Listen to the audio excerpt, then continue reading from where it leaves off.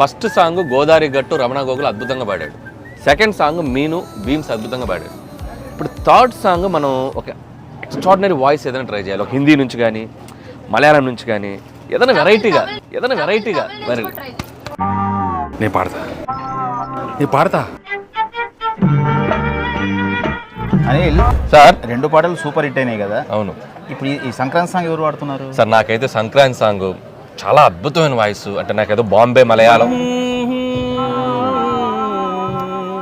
నేను పాడతా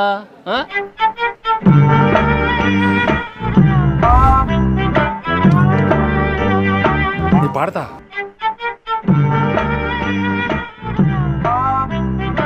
వెంకటేష్ గారేమో అసలు నా మాట వినట్లేదు, పాడతానంటున్నారు. His voice is okay na?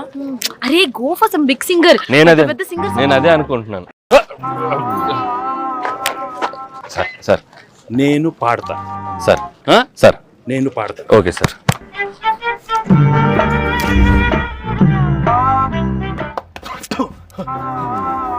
నేను పాడతా.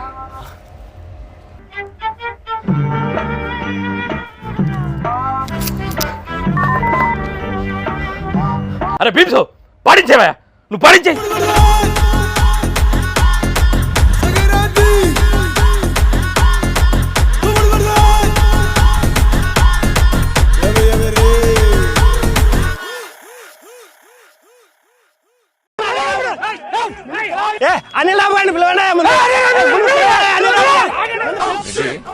కర్రలతో వచ్చారు.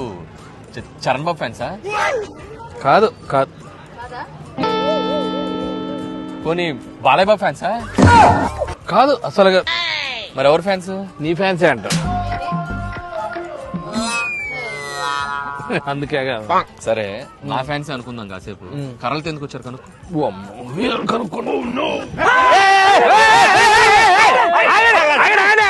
గొడవ ఏంటో చెప్పండి.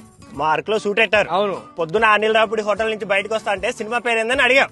ఆయన గీరగా సంక్రాంతికి వస్తున్నామంటాడేంటి? ఆడు ప్రతి సంక్రాంతికి సినిమా వేసుకొని వస్తాడని మాకు తెలియదా? చింతకి సినిమా పేరేంటి? అదే సంక్రాంతికి వస్తున్నా. సినిమా పేరే సంక్రాంతికి వస్తున్నా. ఓహో, ఇప్పుడు చెప్పండి సినిమా పేరే పేరు? సంక్రాంతికి వస్తున్నావా? ఎప్పుడు వస్తున్నావు? సంక్రాంతికి.